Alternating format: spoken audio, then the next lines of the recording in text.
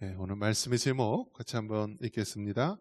나를 들어 바다에 던지라. 네, 우리나라 역사적으로 보면은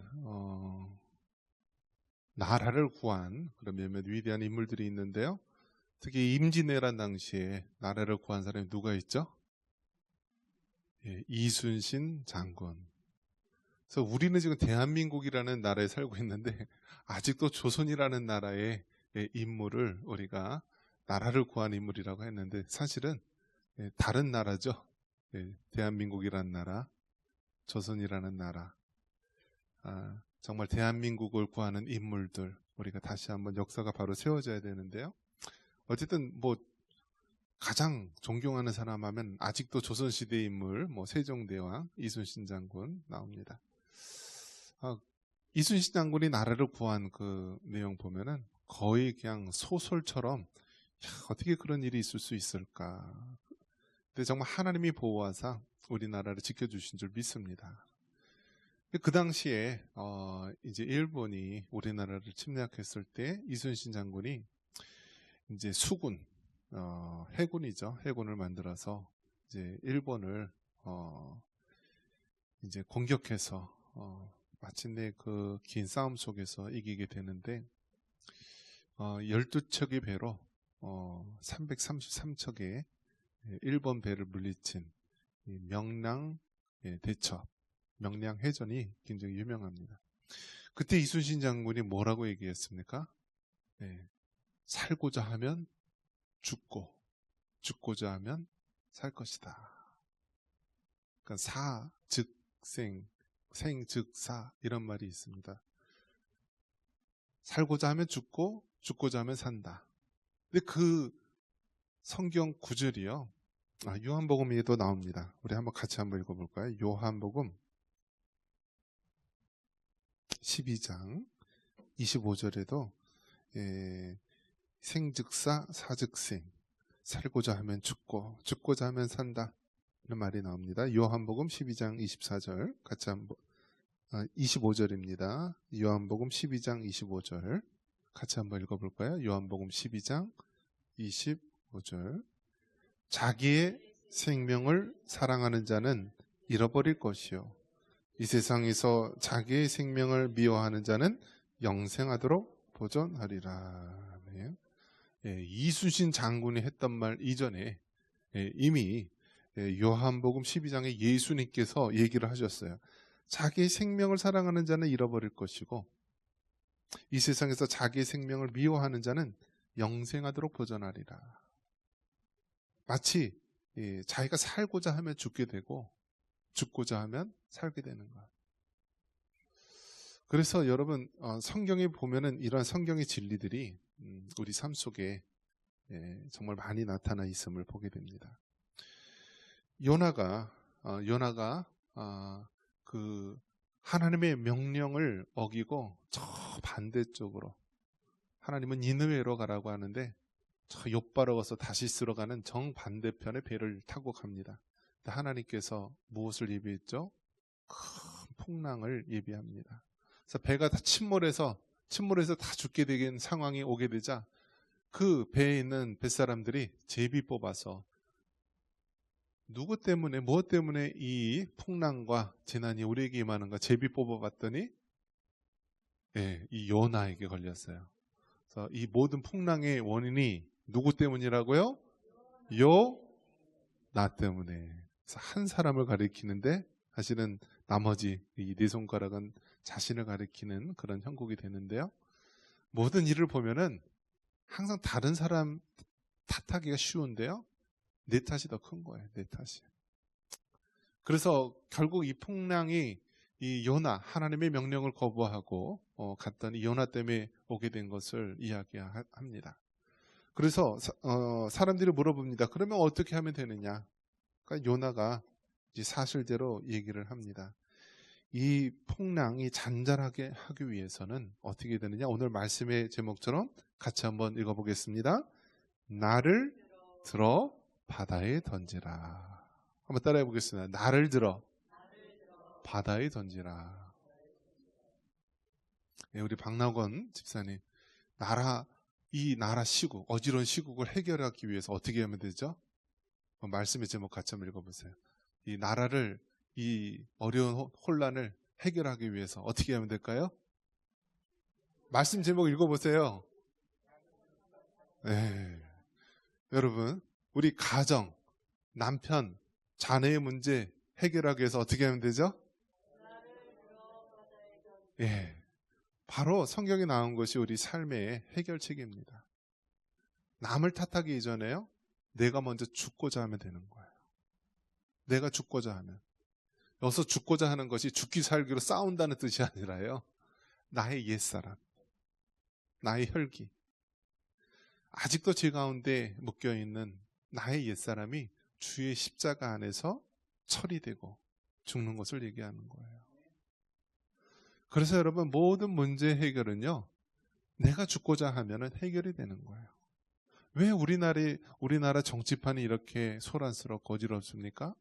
죽고자 하는 사람이 없어서 그런 거예요. 죽고자 하는 사람이 다 나 살자고 다른 사람 밟고, 다른 사람 배반하고, 다른 사람 등에 칼 꽂고, 이 배반의 정치, 배반의 세상의 삶 때문에 나라가 혼란스러운 거예요.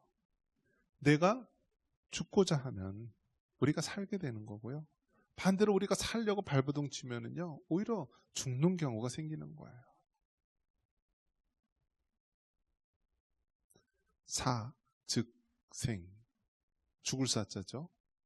죽고자 하면 사, 즉, 생. 살아난다라는 거예요. 생, 살아난다. 반대로 생, 즉, 사. 살고자 하면 어떻게 된다고요? 죽는다. 죽는다. 이순신 장군이 그 명량대전에서 12척의 배로 333척의 그 일본 배를 물리쳤을 때 여러분, 상식적으로 그게 가능해요? 그런데 여러분, 죽고자, 나라를 위해서 죽고자 하면은 정말 그 위기 순간에 이길 수 있는 것이 되잖아요. 이길 수 있는 순간이. 그런데 살려고 이렇게 하다 보면은 오히려 망하는 길, 죽는 길이 되는 것이다라는 거예요. 성경 말씀처럼 정말 우리가 주님을 위해서 죽고자 하면은 그것이 사는 길이 되지만은, 세상 욕심을 따라 나만 살려고 하다가는 오히려 그것이 망하는 길, 죽는 길이 됩니다. 사, 즉, 생. 죽고자 하면 살 것이요. 생, 즉, 사. 살고자 하면은 죽게 된다. 이것이 바로 성경에 있는 그 비밀, 진리입니다. 나를 들어 바다에 던지라. 이것이 바로 우리 믿는 그리스도인들이 가져야 될 마음입니다. 그러면 죽는다라는 것. 그러면 죽는다라는 것은요, 우리가 이 죽는다라는 것을 잘 알아야 되는데, 죽음이라는 것은요, 영적인 죽음, 또 육적인 죽음. 그래서 우리가 이 죽음에 대한 걸 잘 이해를 해야 되는데요. 예수님을 믿는 사람은요, 십자가의 그 능력을 믿는 자들입니다. 근데 여러분, 십자가를 생각하면 무엇이 떠오릅니까? 바로 죽음이 떠올라야 되는 거예요. 죽음.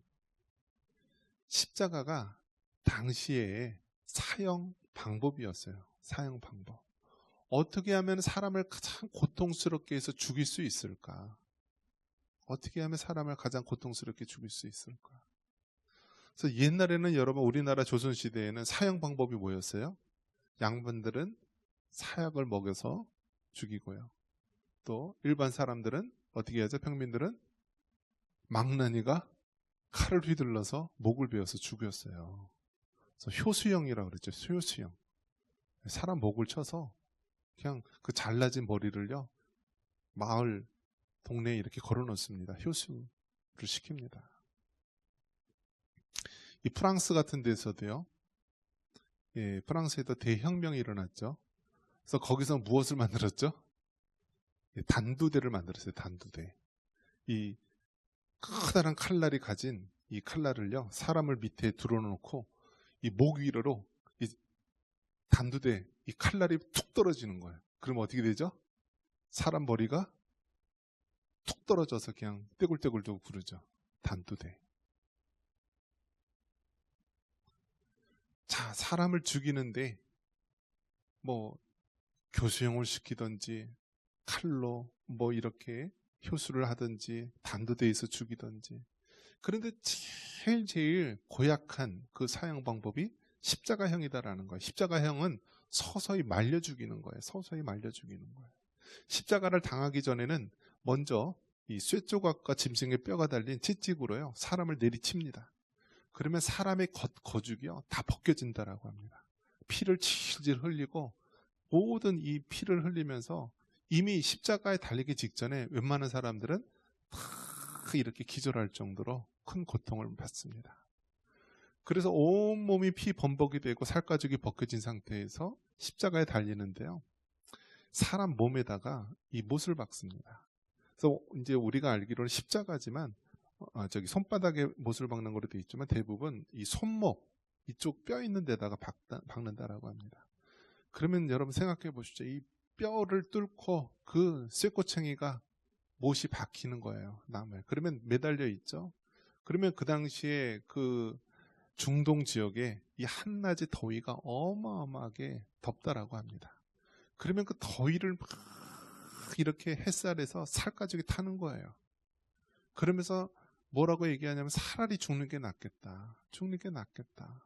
그렇게 고통스러워서 그래도 안 죽으니까 어떻게 죽냐면 나중에는요. 큰 쇠몽둥이로요. 무릎을 냅다 쳐가지고요. 이 골조를 시킵니다. 그래서 마지막에 죽이는 것이죠. 그런데 예수님 때도 이 로마 병정이 그렇게 하려고 했는데 이미 예수님은 죽었다라고 판결을 하죠. 그래서 확인하기 위해서 옆구리에 창을 찔렀는데 물과 피를 흘리면서 죽은 것이 확인이 되었죠. 그래서 이제 무릎을 이제 뼈를 꺾지는 않았는데요. 그렇게 죽이는 것이 십자가형이에요. 그러니까 우리는 와닿지 않고 그냥 한낱 장식용으로 액세서리처럼 느껴지는 십자가지만 2000년 전의 십자가는 사람들이 공포에 떨게 했던 그 십자가, 정말 죽더라도 저렇게는 죽지 말아야지 했던 것이 바로 십자가 사형 방법이었다라는 거예요. 그런데 바로 우리 예수님, 하나님이셨던 우리 예수님이 바로 이 땅에 오셔서 사람들이 가장 저주하고 싫어했던 그 십자가의 사형 방법으로 죽으셨어요. 이것이 여러분 얼마나 놀라운 일입니까? 그래서 예수님이 죽어야만 산다는 것을 우리에게 친히 보여주신 거예요. 우리에게 보여주셨어요. 하나님의 아들 예수님께서 가장 저주스럽고 가장 고통스러운 십자가형에서 죽으셨는데 그 죽은 이유는 바로 나 같은 죄인, 우리 같은 죄인들을 구원하시기 위해서 죽으신 거예요. 그래서 그 예수님께서 십자가에 달려 죽으시고 3일 만에 부활을 하셨습니다.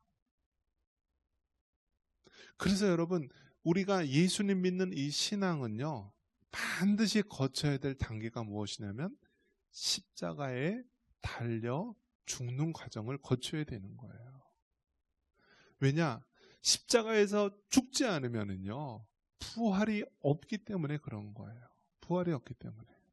예수님이 잠시 기절하셨어요? 예수님이 잠시 죽은 척 하신 거예요? 아니에요. 완전히 죽으셨어요. 십자가에서. 창으로 찔러도 죽으신 거고. 그래서 장사를 지냈어요. 아예 돌문덤에다 3일 동안 가다 놨어요.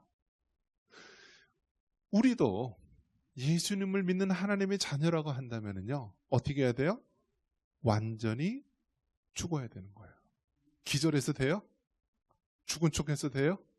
완전히 죽어야 된다라는 거예요. 그래야만 부활의 영광에 이를 수가 있는 거예요. 우리가 이 세상 살면서 안 되는 이유가 무엇인가요? 죽은 척해서 그래요. 기절한 척해서 그래요. 예수님 잘 믿는 척해서 그래요. 그래도 교회에서 직분 받았으니까 나는 믿음이 좋다 하는 아직 죽지 못한 우리의 옛사람이 있기 때문에 그래요.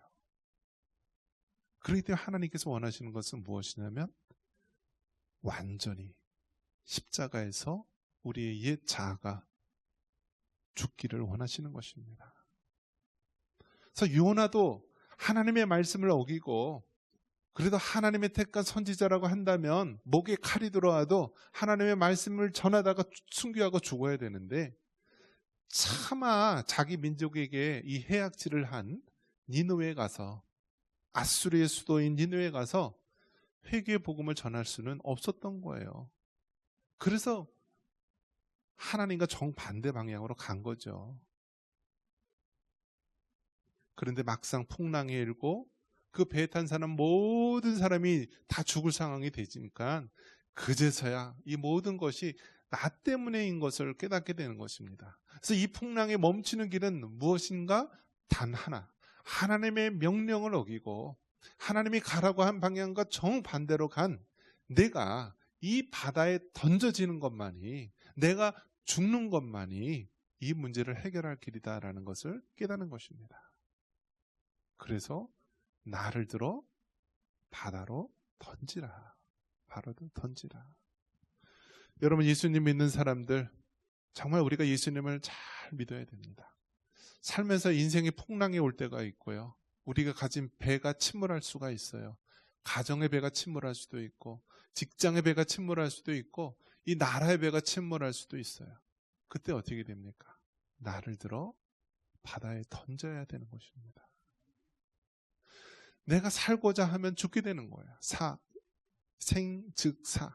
하지만 우리가 다시 한번 주님의 십자가를 바라보며 주님 안에서 죽고자 하면 살 수 있게 되는 그 영광에 이르게 되는 거예요.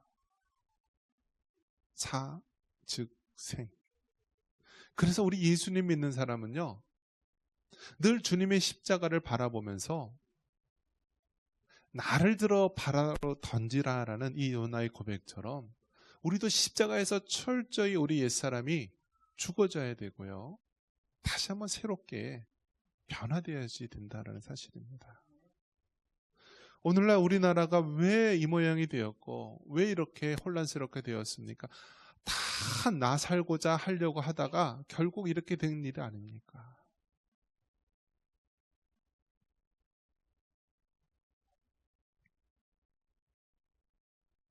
우리나라 대표 교회라고 하는 뭐 대형 교회 목사님들이요,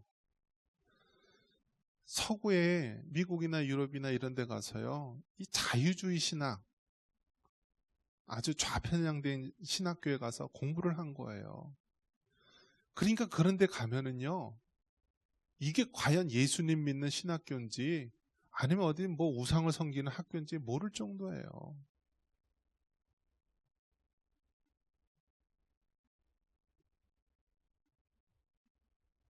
그러니까 이 교회가요, 너무나 이상한 교회들이 많이 생긴 거예요. 좌파 이념으로 휩싸인 그런 교회들이 많이 생긴 거예요. 하나님의 말씀, 복음을 전해야 되는데 이 사람들은 예수님 믿는 복음을 전하는 것이 아니라 철학이나 사상, 인본주의, 휴머니즘, 그래서 더 나아가서 이제는 동성애를 지지하고 차별금지법을 오히려 찬성하는 그런 사람들. 얼마나 악한 자들이 있습니까? 그 사람들은요, 자신이 십자가에서 죽고자 하는 것이 아니라 시대의 흐름에 따라 자기를 인기 있는 사람으로 세우려고 살고자 했던 사람이에요. 결국 어떻게 됩니까? 그런 사람들로 말미암아 교회가 병들고 이 사회가 병들고 이 나라가 병들고 배가 침몰하게 되는 것 아닙니까? 그래서 하나님께서 경종을 일으키는 거예요. 너희들 한국교회 정신 차려라. 정신 차려라. 너희들이 미국 다음으로 선교사 많이 파송하고 너희들이 교회가 크다고 해서 그렇게 자랑들 하지만 너희들은 풍랑 한가운데 있는 배고 한 번에 뒤집혀서 다 침몰해서 죽을 수도 있다. 경각심을 알리는 거예요. 경각심을. 숫자가 중요한 것이 아니라 얼마나 진실되게 하나님을 믿는 사람이 있느냐가 중요한 것입니다. 국회의원들 중에서 50%가 교회 다닌다라는 통계가 나온 적도 있어요.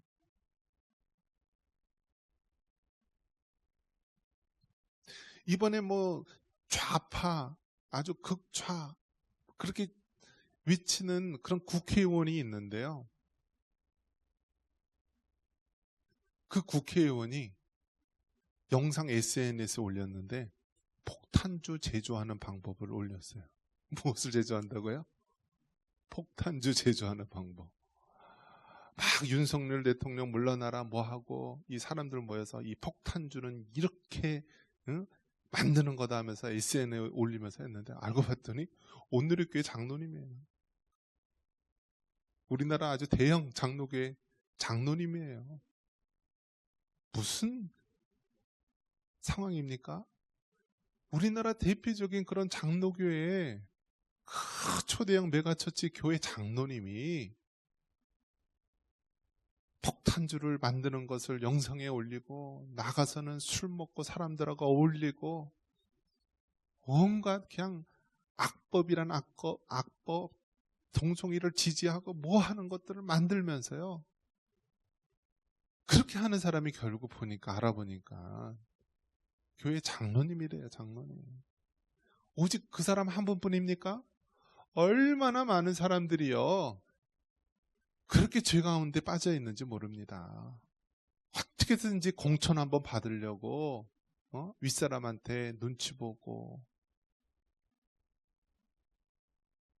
그러니까 예수님 믿는 사람으로서 바른 소리를 못하는 거예요. 내가 믿는 하나님, 내가 섬기는 하나님의 말씀에는 이렇지 않은데 당이 그러니까 위쪽에서 그렇게 시키니까 그렇게 따라가는 거예요. 따라가는 거예요. 다니엘과 같이